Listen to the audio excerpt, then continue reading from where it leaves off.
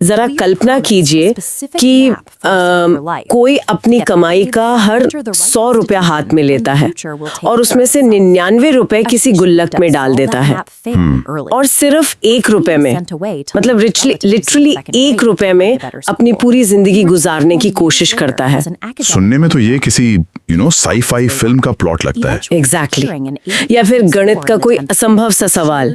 लेकिन आज के इस गहन विश्लेषण यानी हमारे इस डीप डाइव में हम जिस इंसान की जिंदगी को डिकोड करने वाले हैं, उनके लिए ये कोई थियोरी नहीं थी। बिल्कुल नहीं, ये उनकी एकदम जमीनी हकीकत थी। हाँ, तो आज का हमारा विषय है डिजिटली सक्सेस यूट्यूब चैनल चलाने वाले आशीष गुप्ता का एक वीडियो ट्रांसक्रिप्ट, जिसका टाइटल है success secrets, the story of my life. सही कहा। और हमारा आज का मिशन सिर्फ एक सक्सेस स्टोरी सुनना नहीं है, हम उस माइंडसेट को, उस सोच को समझना चाहते हैं जो एक इंसान को बिल्कुल शून्य से, जीरो से निकालकर फाइनेंशियल फ्रीडम तक ले जाती है। और इस ट्रांसक्रिप्ट की सबसे बड़ी ताकत पता है क्या है? क्या? इसका अधूरापन और इसकी ईमानदारी।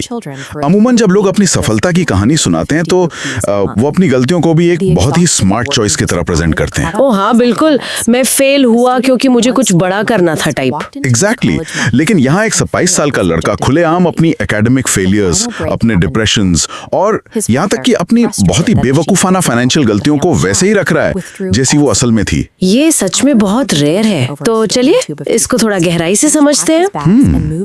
चलिए। तो कहानी की शुरुआत अगर हम आज से करें तो 27 साल की उम्र में आशीष के पास लखनऊ के एक बहुत ही बढ़िया इलाके में अपना ड्रीम हाउस है। लेकिन इस अचीवमेंट की असली कीमत समझने के लिए हमें उनके अतीत में जाना पड़ेगा। एक ऐसा परिवार जहां 3 भाई और 1 बहन थे। पिताजी की घर पर ही एक छोटी सी जनरल स्टोर थी और माँ हाउसवाइफ थी। और ये एक बहुत ही लोअर मिडिल क्लास बैकग्राउंड था। हाँ, जहाँ मतलब खाने के अलावा पढ़ाई या कपड़ों जैसी चीजों के लिए पैसे थे ही नहीं। उनके दादाजी साइकिल पर फेरी लगाकर सामान बेचते थे। बुआ और मौसी के परिवार भी चाट का ठेला या सब्जी लगाने जैसे छोटे काम करते थे। इसको अगर हम ध्यान से देखें तो ये सिर्फ पैसों की कमी नहीं थी, ये विजन की गरीबी थी। विजन की गरीबी मतलब बचपन में उनका वक्त सिर्फ कांचे खेलने और पतंग लूटने में निकलता था। सही बात है, ये तो बिल्कुल वैसा ही हो गया जैसे एक मैराथन दौड़ में किसी को 50 किलो का वजन देकर दौड़ने को कह दिया जाए। बिल्कुल सही एग्जाम्पल दिया आपने। लेकिन इसमें एक छोटा सा शिफ्ट तब आता है जब दूसरी क्लास में आशीष अपनी बुआ के घर चले जाते हैं। उनके फूफाजी रेलवे में गार्ड थे, तो वहाँ उन्होंने 4 साल केंद्रीय विद्यालय यानी CBSE बोर्ड में पढ़ाई की। और यही वो टर्निंग पॉइंट था। साइकोलॉजी में इसको एक्सपोजर शॉक कहते हैं। अच्छा? हाँ, जब एक बच्चा अचानक से एक ऐसे माहौल में पहुंचता है जहां एजुकेशन को एक रूटीन का हिस्सा माना जाता है, भले ही वो उस वक्त पढ़ाई में तेज नहीं था, लेकिन उसके दिमाग में एक नया पैमाना, एक स्टैंडर्ड सेट हो गया था। राइट, एक नया एनवायरनमेंट मिल गया था। हाँ, कि जिंदगी जीने का एक ये तरीका भी होता है। और वही पैमाना तब ट्रिगर हुआ जब वो वापस अपने घर लौटे, क्योंकि 9वीं और 10वीं क्लास में अचानक से उन्होंने बहुत कड़ी मेहनत शुरू कर दी। मतलब उनका रूटीन सिर्फ स्कूल, कोचिंग और घर तक सिमट गया था, जिसका नतीजा भी दिखा। राइट? हाँ, 10वीं में उनके 80% मार्क्स आए और मैथ्स में तो 92%। लेकिन और ये सुनकर मुझे थोड़ी हैरानी हुई, शुरुआत में उनके पिता इस पढ़ाई के बिल्कुल खिलाफ थे। उन्हें लगता था कि लड़के को दुकान पर बैठना चाहिए। इस बात पर उनकी पिटाई तक होती थी। देखें, ये मिडिल क्लास परिवारों का एक बहुत ही क्लासिक सर्वाइवल मैकेनिज्म है। Survival mechanism. हाँ, जब रिसोर्सेस कम होते हैं ना, तो परिवार रिस्क नहीं लेना चाहता। पिता के लिए वो जनरल स्टोर एक गारंटीड इनकम थी।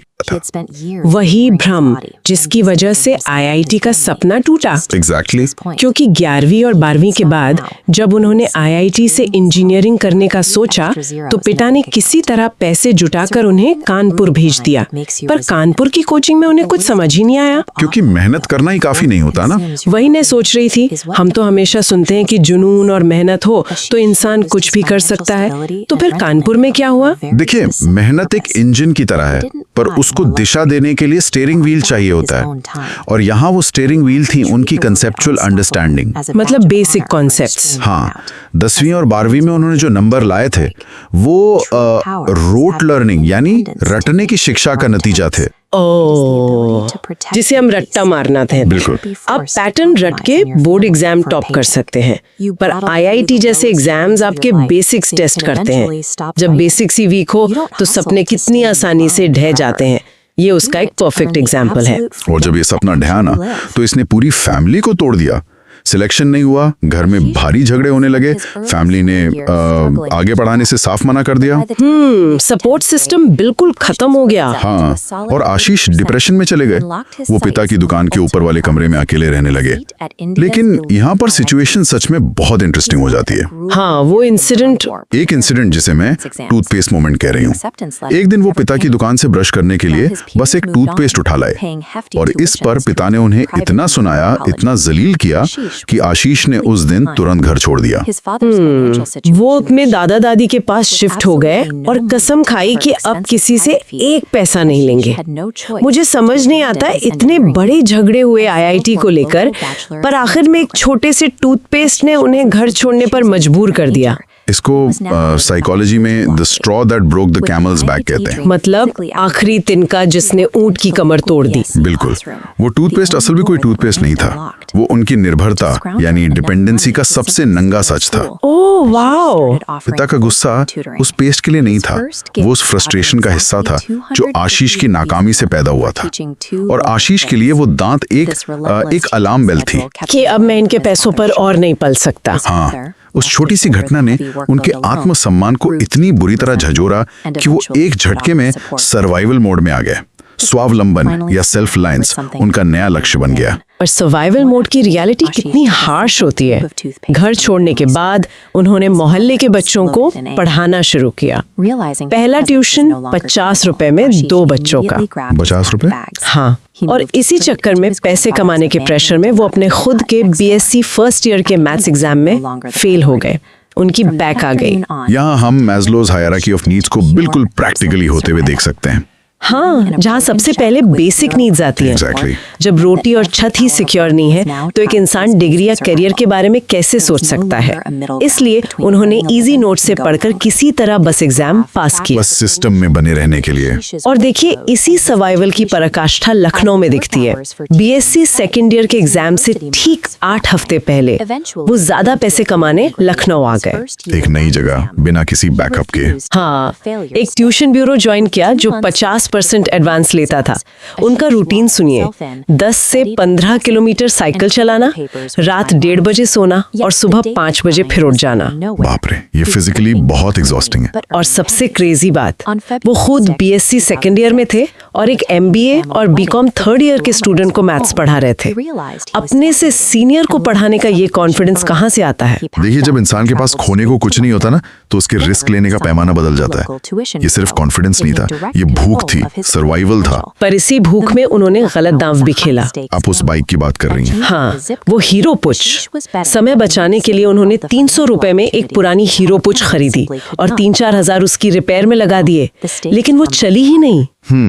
उनके पास पैसे बिल्कुल खत्म हो गए और हार कर उन्हें वापस फैजाबाद लौटना पड़ा। इसे फाइनेंस का संक कॉस्ट फैलेसी कहते हैं। Sunk cost fallacy. हाँ, जब आप किसी पुरानी और खराब चीज में पैसे लगाते हैं, ये सोच करके थोड़ा और खर्च करूंगा तो ठीक हो जाएगी, पर गरीबी के दिनों में हर दाव सक्सेसफुल नहीं होता। सही बात है। कभी कभी आपको लंबा जंप लेने के लिए 2 कदम पीछे हटना ही पड़ता है।